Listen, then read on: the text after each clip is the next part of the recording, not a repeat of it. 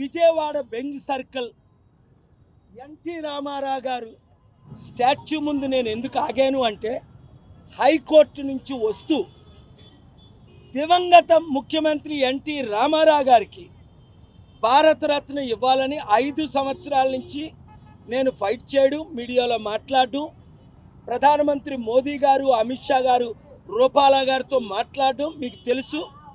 అలాగే పివి నరసింహరావు గారికి ఇవ్వమని వారి కొడుకు మనవడి ముందు ప్రెస్ మీట్ పెట్టడం, ప్రపోజ్ చేయడం, క్యాబినెట్లో మాట్లాడడం మీరు చూశారు.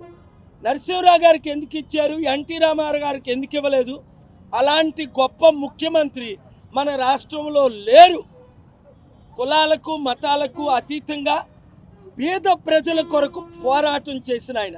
అయితే ఆయన అల్లుడైన చంద్రబాబు నాయుడు ఎన్టీ రామారావు గారికి వెన్నుపోటు పొడిచి ముఖ్యమంత్రిగా ఉండేటప్పుడు ఆయన్ని తీసేసి చంద్రబాబు నాయుడు గారు ముఖ్యమంత్రి అయిపోయి ఆయనకు నిత్య నరకం చూపించారు. ఆయన చనిపోవడానికి మానసికంగా శారీరకంగా కారణమే చంద్రబాబు నాయుడు గారు. నా శిష్యులు మీకు తెలుసు, సత్యం మాట్లాడాలి. ఇవాళ ఏమంటారు, నేను ఎన్డీఏలో చేరాలి అంటే భారతరత్న ఎన్టీ రామారావు గారికి ఇవ్వాలని, ఎన్టీ రామారావు గారికి భారతరత్న ఇస్తామని ఆల్రెడీ కమిట్ అయ్యారు. మీరు 60 కేసులు చంద్రబాబు నాయుడు గారికి ఉన్నాయి కాబట్టి కేసుల నుంచి తప్పించుకోవడానికి, మరలా జైలుకి వెళ్ళకుండా చూడడానికి special status, special package, Polavaram ఏది మనకు చేయని బీజేపీతో పవన్ కళ్యాణ్ పొత్తులు పెట్టుకున్నారు, ఎన్డీఏలో చేరిపోయారు. మరి జగన్ గారి గురించి చెప్పవసరం లేదు, ఆయన ఆల్రెడీ మోదీ గారికి దత్తపుత్రుడు అయ్యాడు.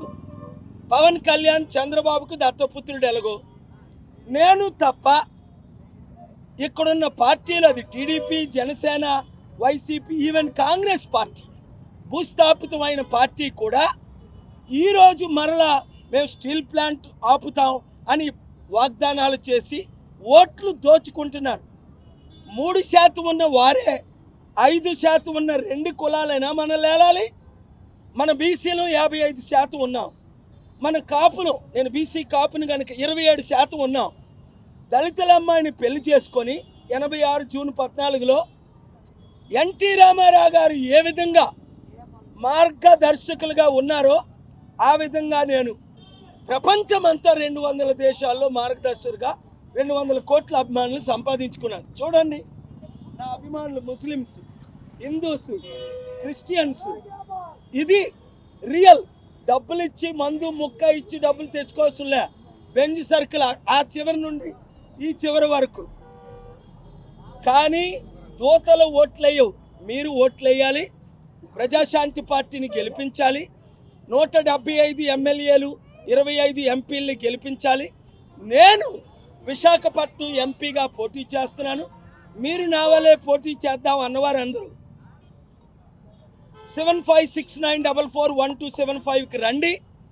ఈ కుల కుటుంబ పార్టీలు, ముఖ్యంగా బీజేపీ తొత్తులైన బానిసలైన టీడీపీ, జనసేనను చిత్తుగా ఓడించండి. తమ్ముడు పవన్ కళ్యాణ్ పిలిచా, కుక్కలాగా ఎందుకు 24 సీట్లు ఆయన దగ్గర తీసుకోవడం? నువ్వు 72 సీట్లు తీసుకొని నువ్వు ముఖ్యమంత్రి అవు తమ్ముడు, నేను సెంట్రల్ మినిస్టర్ అవుతాను. నాకు ముఖ్యమంత్రి వద్దు, లోకేశే ముఖ్యమంత్రి అవ్వాలి. అదో బతుక. ఇప్పుడట ఎంపీ అయి సెంట్రల్ మినిస్టర్. ప్రజారాజ్యం పార్టీని 2011లో అప్పుడు కలిపేశారు రెడ్ల పార్టీలో. ఇప్పుడు వంగవీటి రంగాన్ని చంపిన ఆ పార్టీలో ఇప్పుడు పవన్ కళ్యాణ్ తమ్ముడు, ముద్రగడ పద్మనాభం లాంటి వారందరూ, కాపు నాయకులందరూ, బీసీ నాయకులందరూ, దళిత నాయకులందరూ, ఎస్టీ ముస్లిం నాయకులందరూ ఇప్పుడు ప్రజాశాంతి పార్టీలో చేరిపోతున్నారు. మార్చి 4ని యాక్టర్ బాబు మోహన్ గారు, మాజీ మంత్రి, చేరారు. ఇప్పుడు నా కొరకు స్టార్ క్యాంపెయినర్గా విశాఖపట్నంలో ఉన్నారు. కనుక మీరు కూడా రండి, మీరందరూ స్టార్ క్యాంపెయినర్లే. విశాఖపట్నం రండి, నన్ను గెలిపించండి, రాష్ట్రాన్ని, దేశాన్ని కాపాడండి. మోదీ తొత్తులైన జగన్, చంద్రబాబు, పవన్ కళ్యాణ్ని చిత్తుగా ఓడించండి. స్టీల్ ప్లాంట్ని అమ్ముతుంటే నేను ఆపాను. మరలా రేపు ఐటమ్ నెంబర్ 20 కోర్టు 7లో నేను 8,000 కోట్లు డొనేట్ చేస్తున్నాను స్టీల్ ప్లాంట్కి. నిరుద్యోగులకు ఉద్యోగాలు, వితంతువులకు అన్ని విధాలు ఆదుకోవడం, వాలంటీర్లకి 20,000 ఇచ్చి 2.5 లక్షలు వాలంటీర్లకి ప్రజాశాంతి పార్టీని అధికారంలో రాగానే 100 రోజుల్లో మీ కన్నీరు తుడుస్తాను, మీ కుటుంబానికి ఉన్న 5 కోట్ల అప్పులు తీర్చుతాను, ఉచిత విద్య వైద్యం ఇస్తాను. అధికారం లేకుండా 5 లక్షల కోట్లు డొనేట్ చేశా.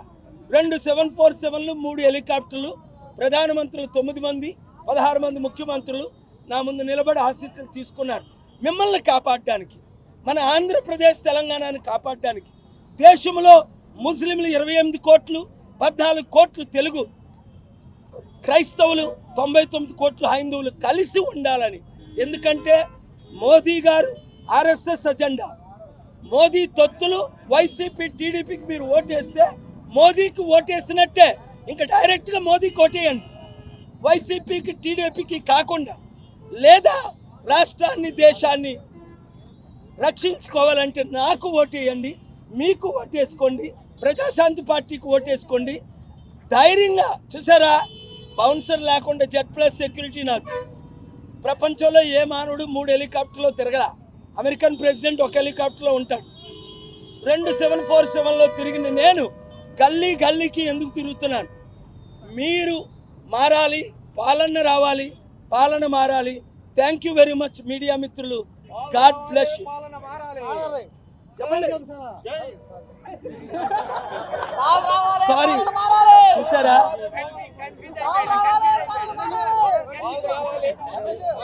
అంటే కొంచెం భయపడి వెళ్ళిపోయాడు పంచి కొడతానని.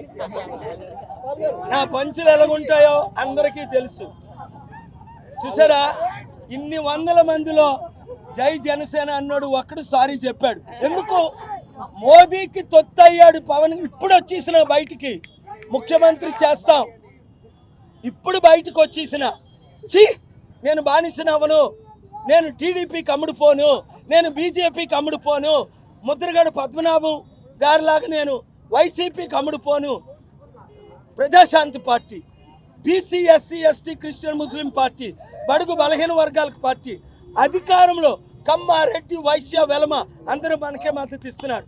ఎందుకంటే అందరికీ అన్యాయం జరుగుతుంది. ఈ 2-3 కుటుంబాలే, ఈ 2-3 కులాలే 77 సంవత్సరాలు ఏలుతున్నాయి. Thank you very much. God bless you.